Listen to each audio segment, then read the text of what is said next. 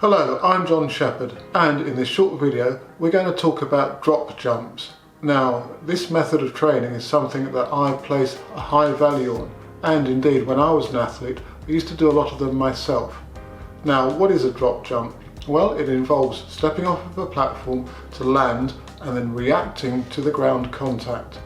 So it's a form of plyometric training. A little bit of history. Plyometric training, and in particular drop jumps, were developed through the research of a Soviet scientist and coach called Yuri Veroshansky in the 1960s, and he also gave them the name of shock tactics, as of course when you hit the ground a shock goes through the body. Now, the principles behind drop jumping is based on kinetic energy. That's the energy that's stored as you hit the ground and then has to be returned, so it's moving energy.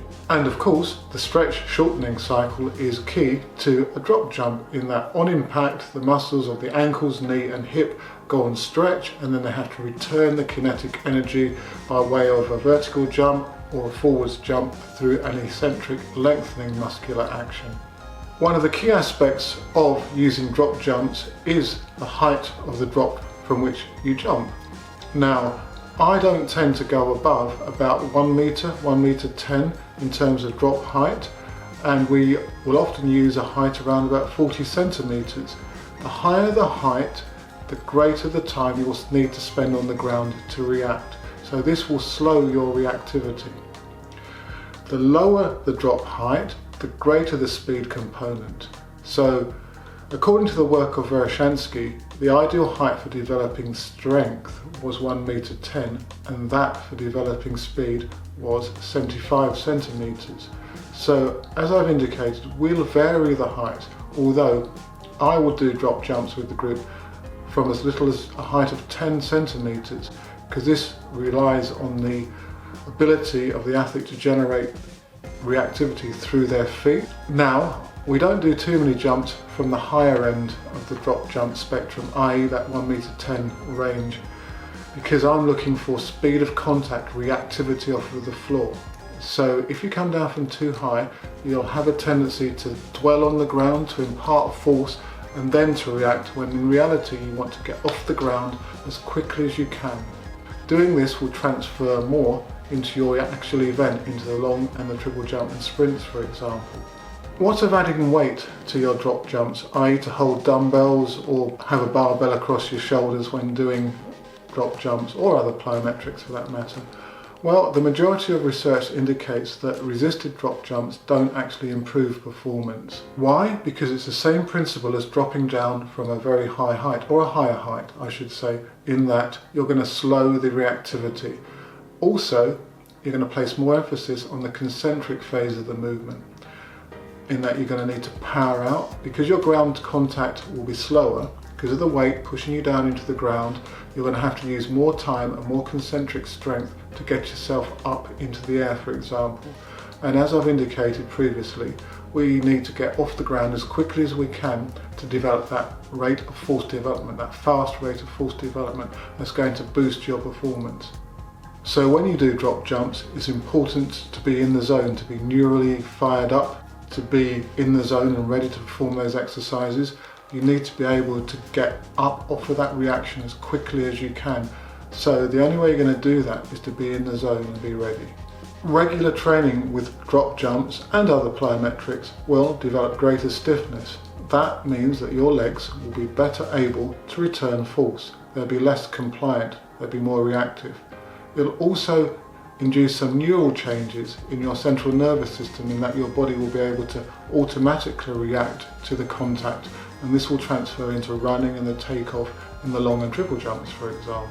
And your body will get used to handling those multiples of body weight that it's subject to when, for example, doing the triple jump, the hop. For example, you may have to withstand over 16 times body weight on contact and transference. So doing drop jumps will get you used to and be able to develop that capacity to react out of such contact force. In my training group, we'll do plyometric exercises 3 to 4 times a week. They'll be included as drill units in most of our sessions, and also connected to weight training, and I'll say more about that in another video. i.e. the potentiating effects of combining weights and plyometrics into the same workout. In terms of drop jumps, we'll do those 1 to 2 times a week, and we'll vary the drop height between the ranges that I've previously indicated, and we'll also vary the ground contacts. So we might do single contacts, down and up jumps, and we may do jumps that progress the athlete forwards, for example hops and bounds from multiple platforms. In doing those, you've got to be mindful of the spacing and also the time spent on the ground. One of the toughest jumps that we do uses a run-on off of a low platform, and the athlete then performs, for example, 2 bounds and a jump. So they're going in a horizontal direction with a lot of speed and have to overcome a lot of force. And that makes the exercise particularly relevant to the triple jump and the long jump. For the long jump, I may only get the athlete to do 1 bound and a jump, and they land off of the platform on their takeoff leg and then react to the jump. So a couple of things to watch out for when you're doing drop jumps. Make sure that you're in the zone and you're reacting quickly. Don't rush them. That's the recovery between each one. Even if you're doing platform drop jumps, take 10 to 20 seconds between each one to let the chemicals replenishing your muscles that have just been used to fire that action. Don't overdo plyometrics either, as they can leave your legs sore, particularly if you're not used to them. So give yourself plenty of recovery between days of plyometrics when you're starting out. When you're a more mature athlete, like the guys in my senior training group, they're able to withstand the loadings and the intensities, and that's why we're able to do them 2, 3 or 4 times a week, but only in short blasts. We don't do what many other coaches do, i.e. a specific session of plyometrics. They're always incorporated into our workouts, into an integrated approach.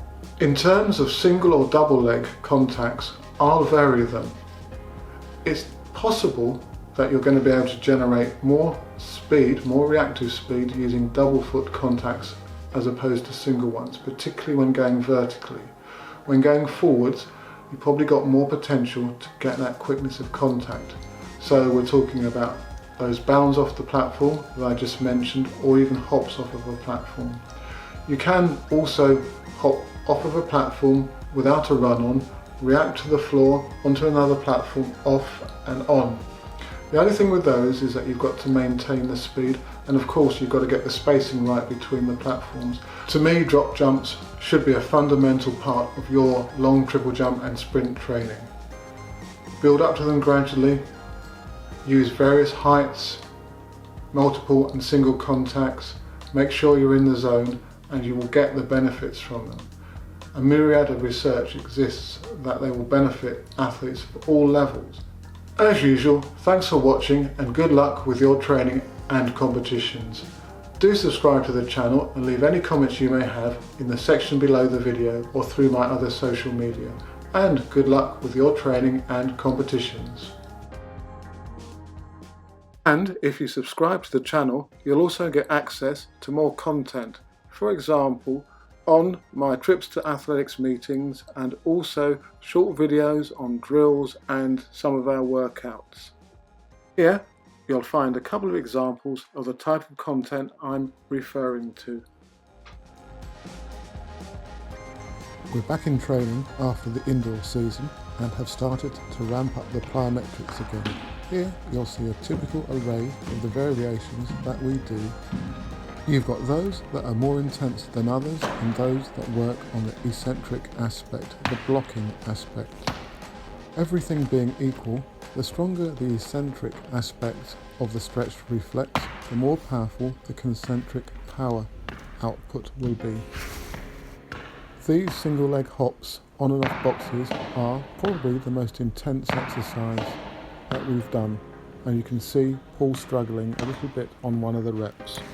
Notice the slightly different variations. You're on video. And here's Sarah having a bit of fun before she drops off into an eccentric landing.